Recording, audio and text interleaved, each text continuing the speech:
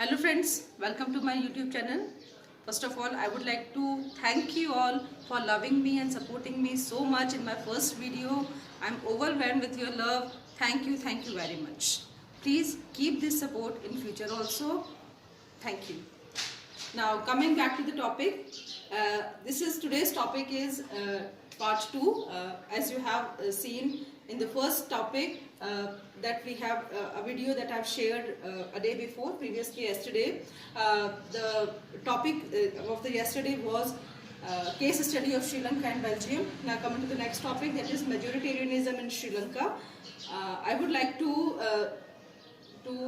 suggest some facts about this before we are starting this. Coming to the topic, that Sri Lanka, as in the earlier video we have talked about, that in Sri Lanka 74% people were single speaking and 18% were speakers who speak Tamil language. So in this we can see that singly speakers were in majority, and it was a fair chance for them to put their majority over the Tamilians, and they can emerge as a majority and they can do whatever they want with the Tamilians. Now this is what happened in Sri Lanka, and we are now coming to the topic, that is majoritarianism in Sri Lanka. Friends, as you all know, India got independence in 1947, but just after one year, Sri Lanka got its independence in 1948, and just after the independence, there were elected government, democratically elected government adopted majoritarianism measures to establish singly supremacy.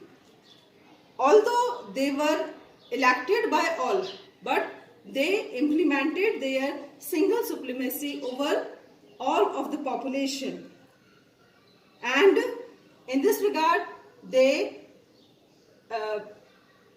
declared a Singhali language in 1956 as their official language, and the government policies favored Singhalese for government jobs and university positions. In 1956, an act was passed to recognize Singhali as the only official language, and thus they disregard Tamilians. Now Tamilians feel alienated in the society because all the government policies favored only Singhalese, only single language. They only prefer those who speak singles in government jobs and university positions, and you can feel that if such a system is prevail in society, what happened to those who are in minority? So Tamilians here were in minority and singles were in majority. So they feel alienated and they feel depressed. Gradually it happened like that, that Sri Lankan Tamilians, they feel alienated in the society, and they started feeling like that they were discriminated by the constitution and the government policies. This creates a kind of resentment.